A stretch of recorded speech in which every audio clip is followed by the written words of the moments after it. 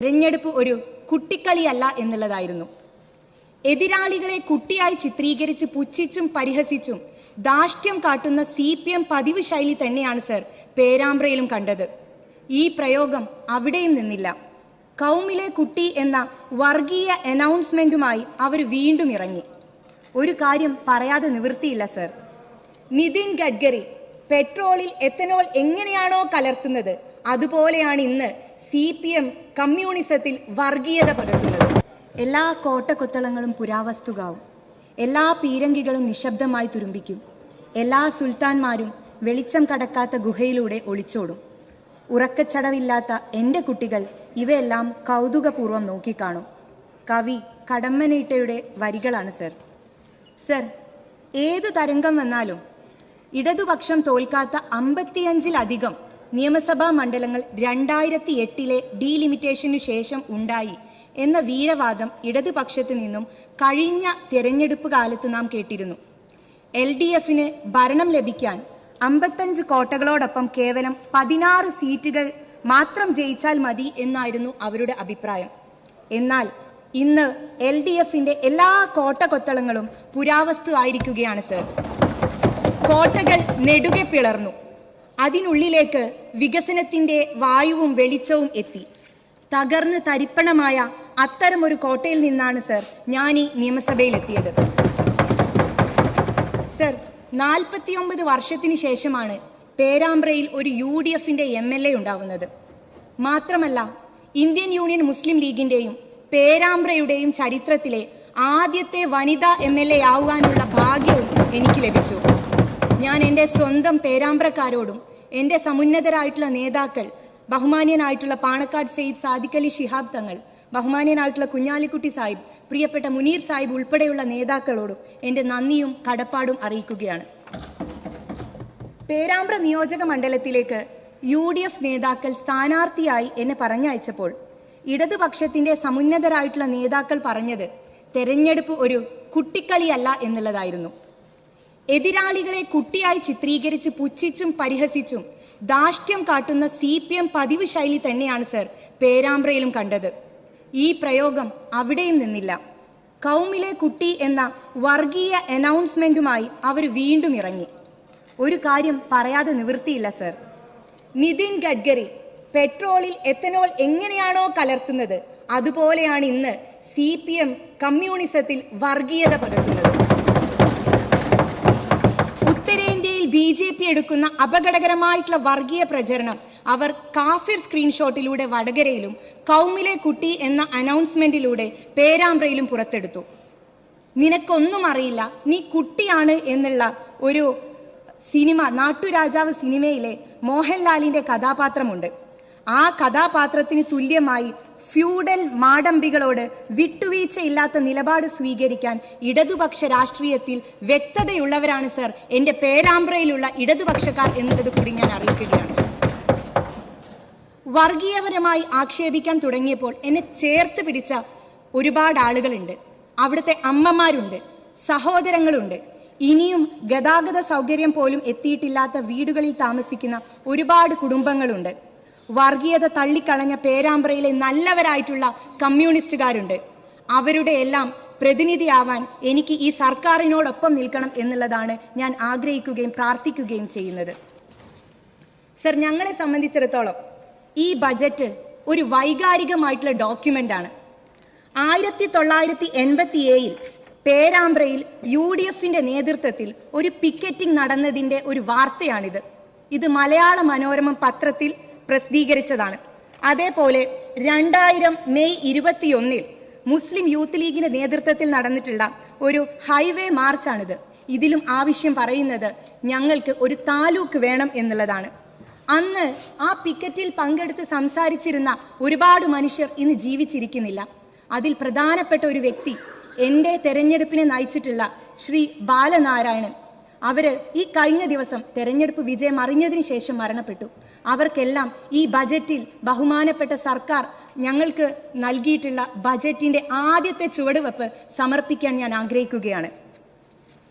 Sir, മുൻ KPCC അധ്യക്ഷനും ധനകാര്യമന്ത്രിയുമായിരുന്ന doctor KG Adiyodi എന്ന വലിയ മനുഷ്യൻ പേരാമ്പ്രയിൽ കൊണ്ടുവന്ന വികസനങ്ങളുടെ മുകളിൽ ഒരു കല്ലെടുത്തു വെക്കാൻ പോലും കഴിയാത്ത ഇരുണ്ട കാലമാണ് പേരാമ്പ്രയെ സംബന്ധിച്ചിടത്തോളം കടന്നുപോയിട്ടുള്ളത്.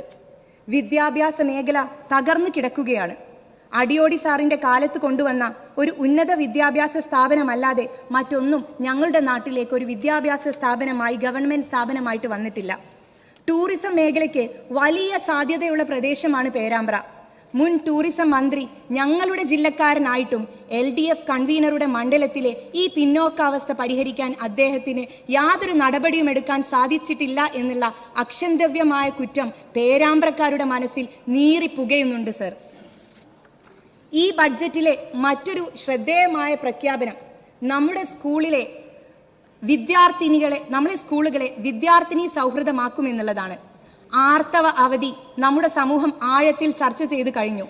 പെൺകുട്ടികൾക്ക് ആർത്തവ സമയത്ത് വിശ്രമിക്കാൻ ഹോട്ട് ബാഗുകൾ, ഫുഡ് മസാജർ, ചുടുവെള്ളം ഉൾപ്പെടെയുള്ള ലഭ്യമാകുന്ന റീക്യൂപ്പറേഷൻ പോഡുകൾ തുടങ്ങാൻ സാധിച്ചാൽ അതൊരു വലിയ അനുഗ്രഹമാകും, ആശ്വാസമാകുമെന്ന് ബഹുമാനപ്പെട്ട മുഖ്യമന്ത്രിയോട് പറയാൻ ആഗ്രഹിക്കുകയാണ്. സർ, സെൽഫി എടുക്കാൻ വരുന്ന ചെറുപ്പക്കാരെ തട്ടി ഓടിക്കുന്ന മുഖ്യമന്ത്രിയെ പ്രതിപക്ഷത്തിരുത്തി ആ കസേരയിൽ ഒരു പൂക്കി മുഖ്യമന്ത്രിയെ കൊണ്ടുവന്ന ഡിജിറ്റൽ സാക്ഷരതയുടെ മനുഷ്യരാണ് സർ നമ്മുടെ നാട്ടിലുള്ളത്. ബഡ്ജറ്റ് പ്രസംഗത്തിലെ പേജ് 34 പോയിന്റ് 56 പറയുന്ന ഡിജിറ്റൽ ധാർമ്മികത, സ്വകാര്യത സംരക്ഷണം, സൈബർ സുരക്ഷ, മാനുഷിക മൂല്യങ്ങൾ സംരക്ഷിക്കുന്നതിന് വേണ്ട ഒരു കോഡ് ഓഫ് കണ്ടക്ട് രൂപീകരിക്കാനുള്ള ശ്രമം നടത്തണമെന്ന് അഭ്യർത്ഥിക്കുകയാണ്. സ്വകാര്യതയിലേക്ക് കടന്നു കയറുന്ന ഓൺലൈൻ മീഡിയകളെ റെഗുലേറ്റ് ചെയ്യാനുള്ള നയം കൂടി സ്വീകരിക്കണമെന്ന് ഞാൻ ആവശ്യപ്പെടുന്നു. സർ, ദീർഘവീക്ഷണത്തോടെ യാതൊരു പുതിയ നികുതിയും സാധാരണക്കാരന്റെ മേൽ അടിച്ചേൽപ്പിക്കാത്ത ഒരു ബജറ്റാണ് ബഹുമാന്യനായിട്ടുള്ള മുഖ്യമന്ത്രി ഈ സഭയിൽ അവതരിപ്പിച്ചത്.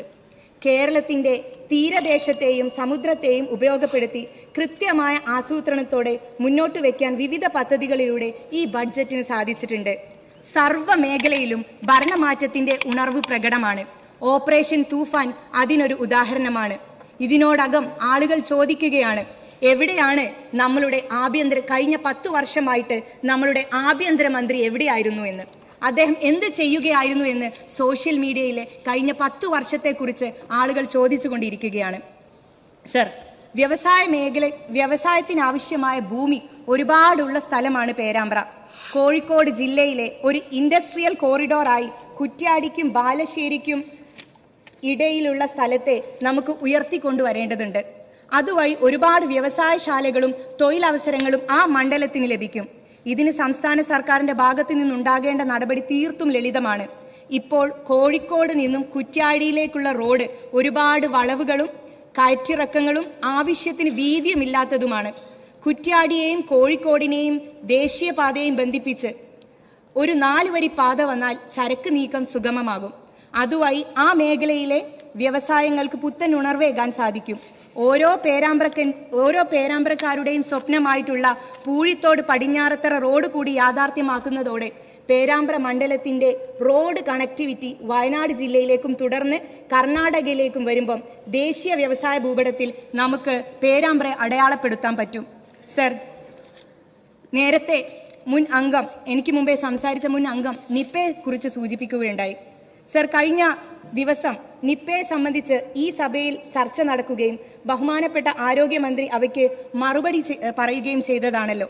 കേരളത്തിൽ ആദ്യമായി നിപ്പ റിപ്പോർട്ട് ചെയ്യപ്പെട്ട മണ്ഡലമാണ് പേരാമ്പ്ര. നിപ്പ വന്ന് മരണത്തിന് മുന്നിൽ കീഴടങ്ങിയ സഹോദരങ്ങളുള്ള ഒരു ചെറുപ്പക്കാരനുണ്ട് സർ ഞങ്ങളുടെ നാട്ടിൽ. കുടുംബത്തിന്റെ മുഴുവൻ ഭാരവും പേറി വിദേശത്തേക്ക് ജോലിക്ക് പോയ മുത്തലിബ് എന്ന ആ ചെറുപ്പക്കാരന്റെ കുടുംബത്തെ സംരക്ഷിക്കാൻ അന്നത്തെ സംസ്ഥാന സർക്കാർ തയ്യാറായിട്ടില്ല. നമ്മുടെ നാട്ടിൽ ആദ്യമായി നിപ്പ വന്ന് ഒരു വീട്ടിലെ 2 പേർ മരണപ്പെട്ടിട്ടും അവർക്ക് വേണ്ടതൊന്നും ചെയ്യാൻ ഇപ്പോൾ നടന്നു വരുന്ന നിപ്പ പ്രതിരോധ പ്രവർത്തനങ്ങളെ അട്ടിമറിക്കാൻ ശ്രമിച്ച LDFന്റെ ക്രൂരതയ്ക്ക്, എമ്പതിയില്ലായ്മയ്ക്ക് കേരളത്തിന്റെ പൊതു മനസാക്ഷി മാപ്പ് നൽകില്ല സർ. സർ, സുനാമി വന്ന് 140 ആളുകളുടെ ജീവൻ എടുത്തപ്പോൾ അതിന് നടുവിലേക്ക് ചെന്ന് ദുരിതാശ്വാസ പ്രവർത്തനങ്ങൾ ഏകോപിപ്പിച്ച് ഒരു മുഖ്യമന്ത്രി ഉണ്ടായിരുന്നു കേരളത്തിന്. 2016 ഏപ്രിൽ 10 പുറ്റിങ്ങലിൽ വെടിക്കെട്ട് അപകടമുണ്ടായപ്പോൾ തിരഞ്ഞെടുപ്പ് പ്രവർത്തനം മുഴുവൻ മാറ്റിവെച്ച് ഓടിയെത്തിയ ഒരു മനുഷ്യനുണ്ടായിരുന്നു. പുല്ലൂരാംപാറയിലും ചീയപ്പാറയിലും അവസാനിച്ചു മാഡം. ഉരുൾപൊട്ടൽ ഉണ്ടായപ്പോൾ ആ നാട്ടിലെ മനുഷ്യരെ ചേർത്ത് നിർത്തിയ ഒരാളുണ്ടായിരുന്നു കേരളത്തിന്. എമ്പതിയെ പറ്റി പറയുമ്പോൾ ഞങ്ങളുടെ ഉമ്മൻചാണ്ടി സാറിനെ കുറിച്ച് എങ്ങനെയാണ് സർ പറയാതിരിക്കുക? കഴിഞ്ഞ 10 വർഷം കൊണ്ട് കേരളത്തിന് കൈമോശം വന്ന രാഷ്ട്രീയ സംസ്കാരത്തിൽ ഏറ്റവും പ്രധാനപ്പെട്ടത് ഈ നാട്ടിലെ ജനങ്ങൾ അനുഭവിക്കുന്ന ഭരണപരമായിട്ടുള്ള അനാഥത്വമായിരുന്നു. കവളപ്പാറ ദുരന്തമുഖം സന്ദർശിക്കാതെ ഒളിച്ചോടിയ, ഓഖി ദുരന്തബാധിത പ്രദേശത്ത് പോകാതിരിക്കുകയും പിന്നീട് പോയപ്പോൾ ജനങ്ങൾ കൈകാര്യം ചെയ്യുകയും ചെയ്ത ഒരു മുഖ്യമന്ത്രിയാണ് കഴിഞ്ഞ 10 വർഷം കേരളത്തിന് ലഭിച്ചത്. മുഖ്യമന്ത്രി സന്ദർശിച്ചാൽ എന്ത്, സന്ദർശിച്ചിട്ടില്ലെങ്കിൽ എന്ത് എന്ന അവസ്ഥയായിരുന്നു ഈ നാടിന്. ഭരണപരമായിട്ടുള്ള ഈ അനാഥത്വത്തിന്റെ പരിഹാരമാണ് സർ UDFന് ലഭിച്ച ഈ മാൻഡേറ്റ്. ഈ തിരിച്ചടി വാങ്ങി 30 ദിവസം തികയുന്നതിന് മുമ്പ് ആരോഗ്യമന്ത്രി കോഴിക്കോട് സ്റ്റേഷൻ ചെയ്ത് പ്രവർത്തിച്ചിട്ടില്ല എന്ന ആരോപണം ഉന്നയിക്കണമെങ്കിലും ചില്ലറ രാഷ്ട്രീയ അന്ധതൊന്നും പോരാ മാഡം. അർത്ഥശങ്കയ്ക്കില്ലാത്തയിടത്തോളം ഒരു കാര്യം പറയാൻ ആഗ്രഹിക്കുകയാണ്. മഹാത്മാഗാന്ധിയുടെ പാദങ്ങൾ പതിഞ്ഞ മണ്ണാണ് എൻ്റെ പേരാമ്പ്രയുടേത്. മതേതര ഇന്ത്യയുടെ പ്രതീക്ഷയായിട്ടുള്ള ശ്രീ രാഹുൽ ഗാന്ധി നേരിട്ട് വന്ന് നയിച്ചാണ് ഈ തെരഞ്ഞെടുപ്പിൽ ഞാൻ വിജയിക്കുന്നത്. മഹാത്മാഗാന്ധിയുടെ ഘാതകരുടെ പിൻതലമുറക്കാരുടെ മുന്നിലോ, മുൻപ് ബംഗാളിലും ഇപ്പോൾ കേരളത്തിലും അവർക്ക് വഴി തെളിയിച്ചു കൊണ്ടിരിക്കുന്നവർക്ക് മുമ്പിലോ നിലപാട് പണയം വെക്കാൻ ഒരിക്കലും ഞാൻ മുതിരില്ല എന്നുള്ള വാക്ക് എന്റെ പ്രിയപ്പെട്ട പേരാമ്പ്രക്കാർക്ക് മുമ്പിൽ അവതരിപ്പിച്ചുകൊണ്ട് ഈ ബജറ്റ് അനുകൂലിച്ചുകൊണ്ട് ഞാൻ എന്റെ വാക്കുകൾ ചുരുക്കും.